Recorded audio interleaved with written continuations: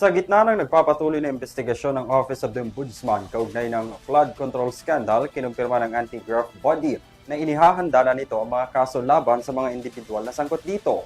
Kabilang na diyan si Senator Jinggoy Estrada na matatanda ang inirekomenda ng DOJ na makasuhan ng plunder at graft bunsod ng umano'y pagkakasangkot sa korupsyon.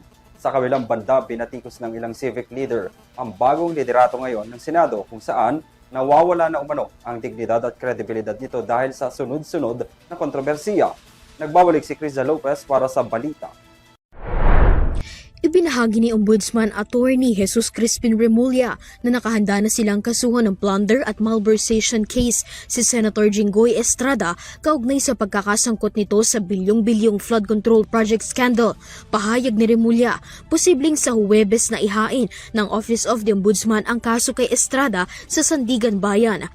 Anya, ngayong araw rin niya nakatakdang pirmahan ang case information laban sa senador sa oras na maihain na sa Sandigan Bayan ang kaso laban kay Estrada. Siya na ang ikatlong mambabatas na kinasuhan na may kaugnayan sa mga ghost at substandard flood control project. Matatandaan na minsan ang nakulong si Estrada dahil din sa kasong plunder dahil naman sa pagkakasangkot niya sa pork barrel scam.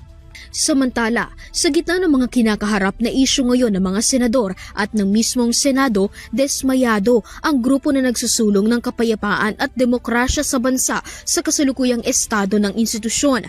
Ayon kay Chairman Emeritus Dr. Jose Antonio Guisha ng Alyansa ng Bantay Kapayapaan at Demokrasya, unti-unti nang nawawala ang dignidad at kredibilidad ng mga senador sa pamumuno ni Senate President Alan Peter Cayetano. Git niya, malayo na ang kasalukuyang Senado sa panahon ni na Jose Diokno, Raul Roco, Juan Clavier at ni dating Senate President Franklin Drilon. Nabanggit din niya ang pagpapalit ng chairmanship ng Senate Blue Ribbon Committee, isa sa mga makapangyarihang komite sa Senado kung saan itinalaga si Senator Estrada at Senator Dante Barcoleta bilang vice chairperson ng komite. Anya, dati umanong simbolo ng accountability ang Blue Ribbon Committee, ngunit ngayon ay kine-question na ng ilan ang kredibilidad nito sa paglaban sa korupsyon. Sa huli, sinabi ni Guisha na humihina ang mga institusyon kapag napapalitan ng political opportunism ang disiplina, statesmanship at pananagutan.